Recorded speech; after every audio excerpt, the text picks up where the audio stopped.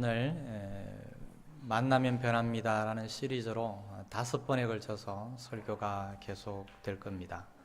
오늘 그 첫 번째 시간으로 울지 마세요, 일어나세요 라는 제목으로 말씀을 나누도록 하겠습니다.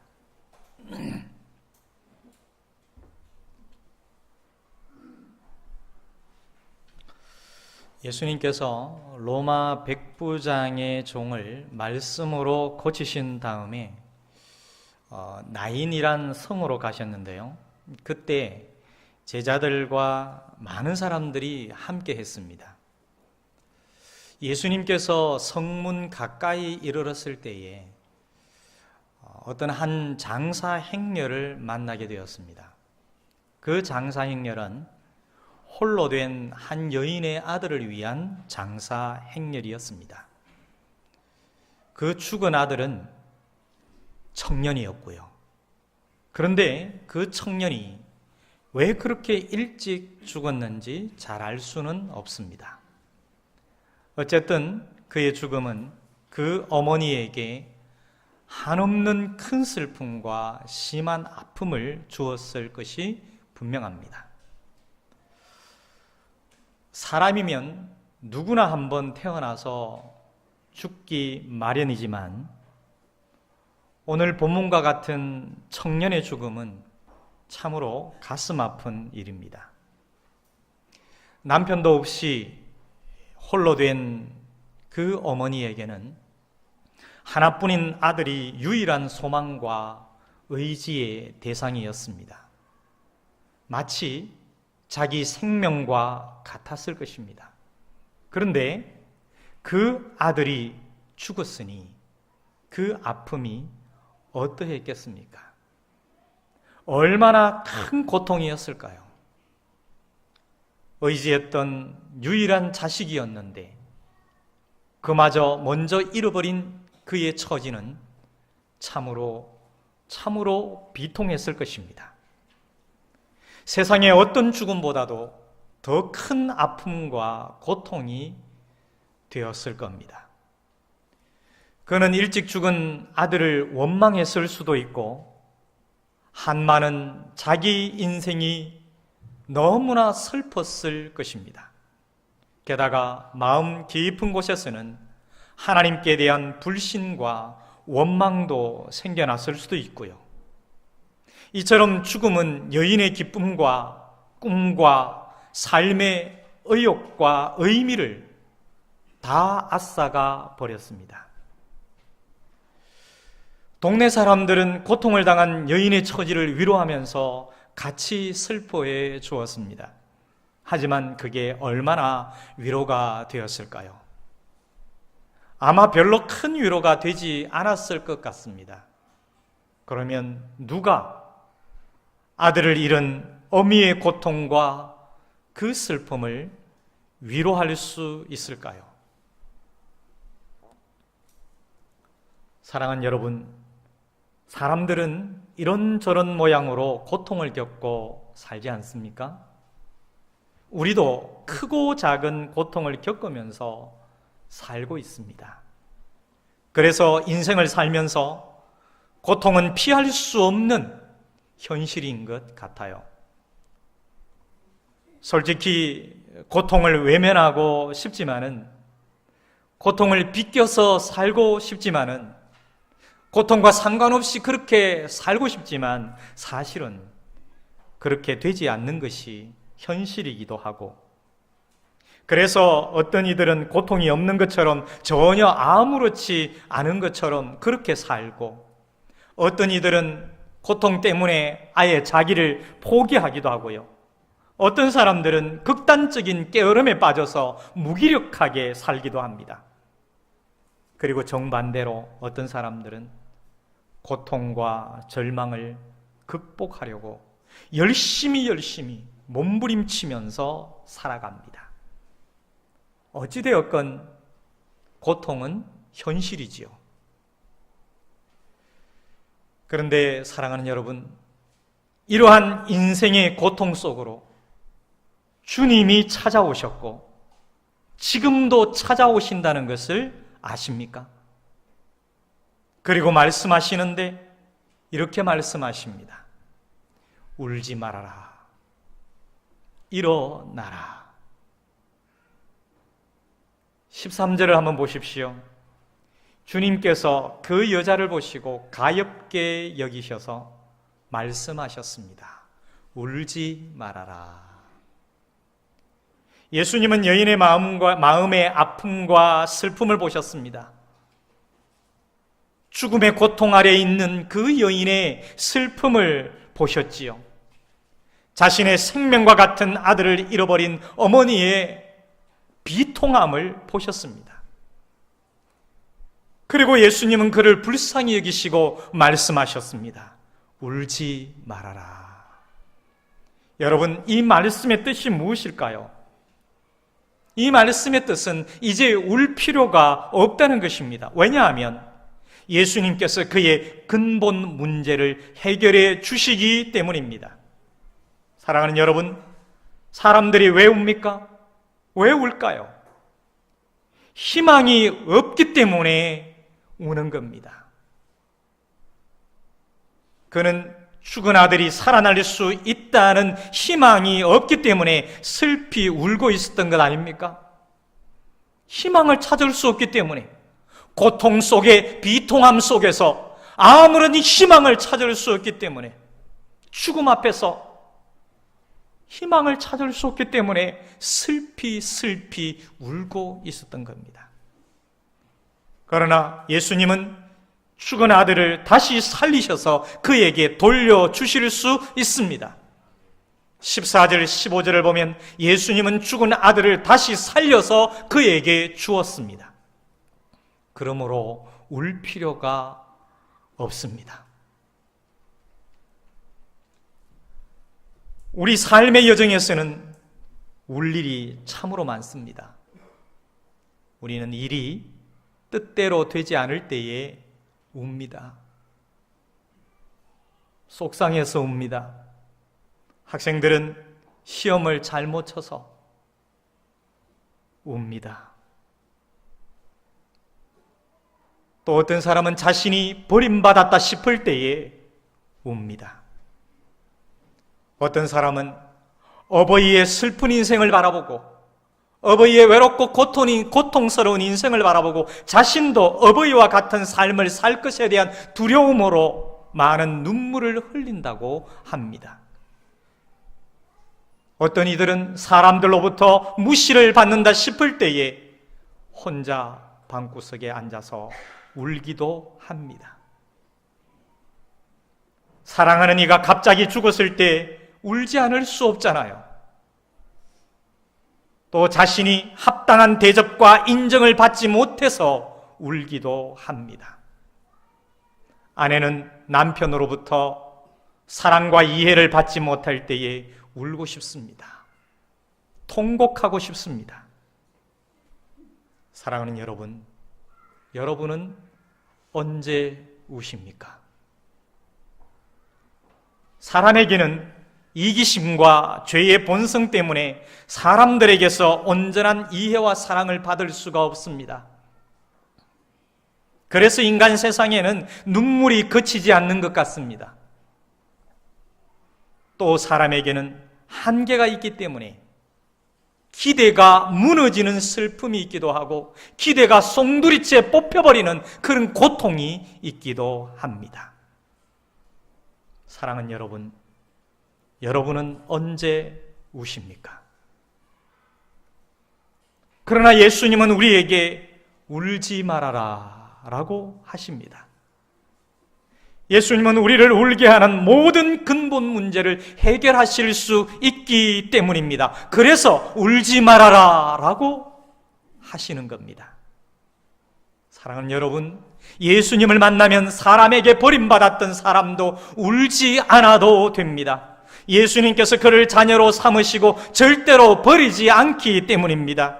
예수님은 한량없는 자비와 오래 참으심으로, 사랑으로 우리를 이해하시고 감당해 주십니다. 예수님을 만나면 예수님이 아픔과 슬픔이 변하여 기쁨이 되게 하십니다. 예수님은 우리에게 참된 위로를 주십니다. 예수님은 우리의 선한 목자가 되십니다.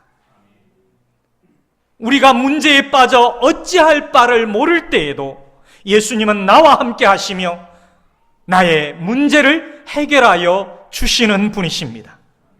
삶의 여정 가운데서 울지 않을 수는 없지만 이제는 여러분 그 눈물 속에서 소망을 가지십시오. 실로 예수님은 진정한 위로자요, 진정한 소망, 영원한 소망이 되십니다. 그리고 다음으로 말씀하십니다. 일어나거라. 14절을 보십시오. 가까이 가서 그 관에 손을 대시니 맨 자들이 서는지라. 예수께서 이르시되 청년아 내가 네게 말하노니 일어나라. 일어나라. 일어나거라. 그의 아들 청년은 지금 죽어서 관 속에 누워 있습니다. 인생의 봄과 같은 청년입니다. 생명력이 있어야 하는 청년입니다. 희망과 비전 그리고 기상이 있어야 하는 청년입니다. 도전정신과 무한한 가능성이 있는 청년입니다. 자기 문제를 넘어서서 시대를 책임지고자 하는 의지와 소명의식이 있어야 하는 청년입니다. 진리를 위해 희생하며 사명감이 있어야 하는 청년입니다. 유연하고 힘과 열정이 넘쳐야 하는 청년입니다. 그런데 그 아들 청년이 꼼짝도 하지 않고 관 속에 누워 있습니다. 펄펄 끓으며 힘차게 박동치던 그의 심장이 뛰지를 않습니다. 독수리와 같이 빛나던 그의 눈동자는 풀려 있습니다. 그의 유연했던 몸매는 딱딱하게 굳어 있습니다. 사랑하는 여러분, 죄와 허물로 죽은 인생이 바로 죽은 그 청년과 같지 않습니까?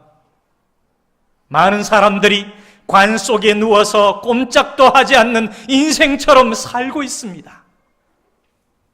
어떤 이는 거듭되는 실패로 인해 운명주의의 관 속에 누워 있습니다.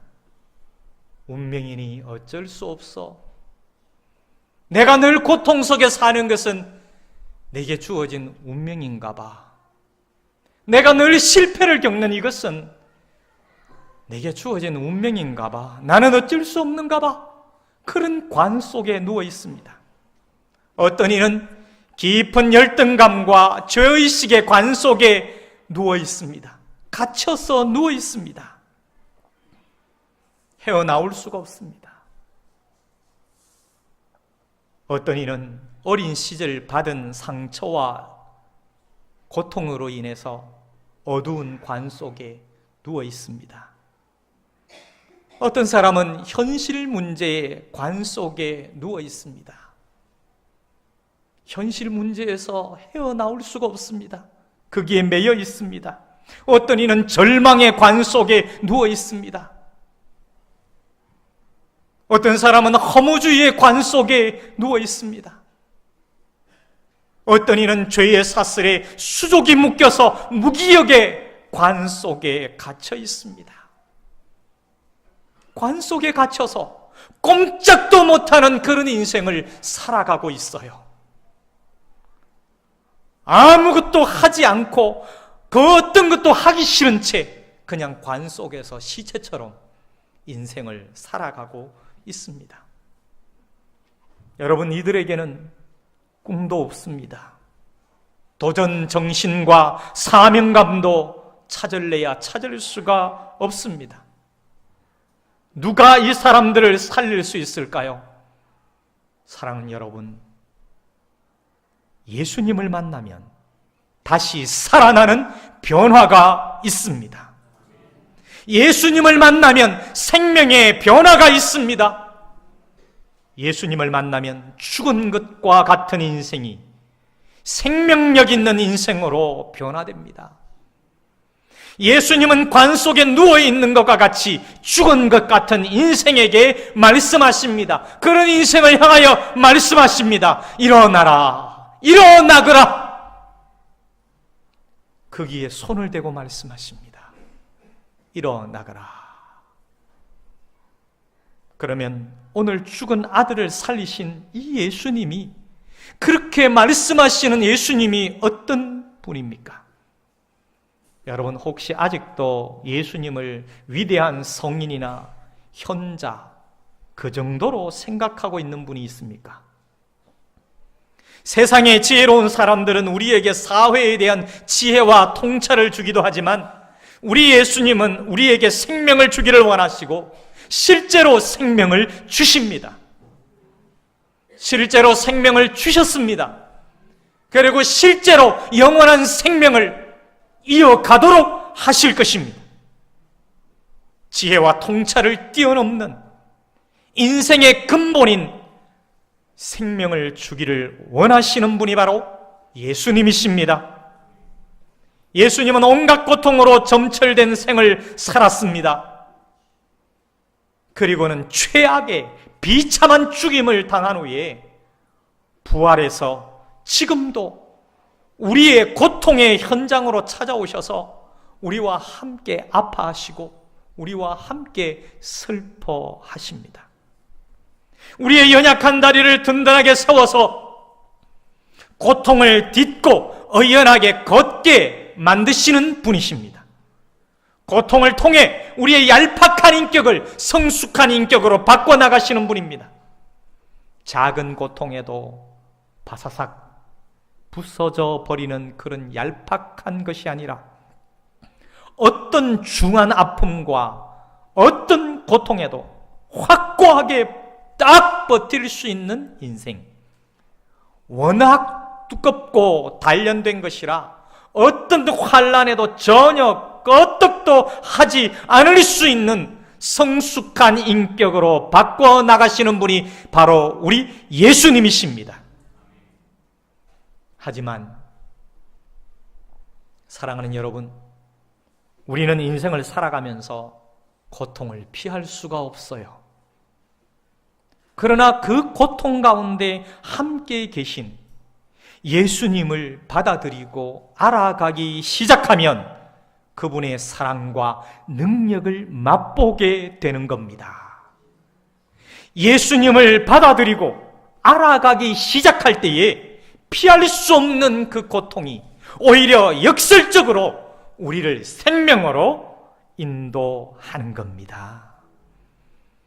예수님이 우리의 고통에, 그 아픈 곳에, 그 힘든 곳에, 그 슬픈 곳에 손을 대십니다. 그리고 말씀하십니다. 울지 말아라. 일어나거라. 이 시간 우리 한 1분 동안 조용히 침묵하며 오늘 말씀을 우리의 마음에 다시 한번 정리하며 돌아보십시다. 오늘 말씀을 통해서 주님께서 말씀하시는 그 두 마디를 다시 되뇌어 보십시오. 울지 말아라. 일어나거라.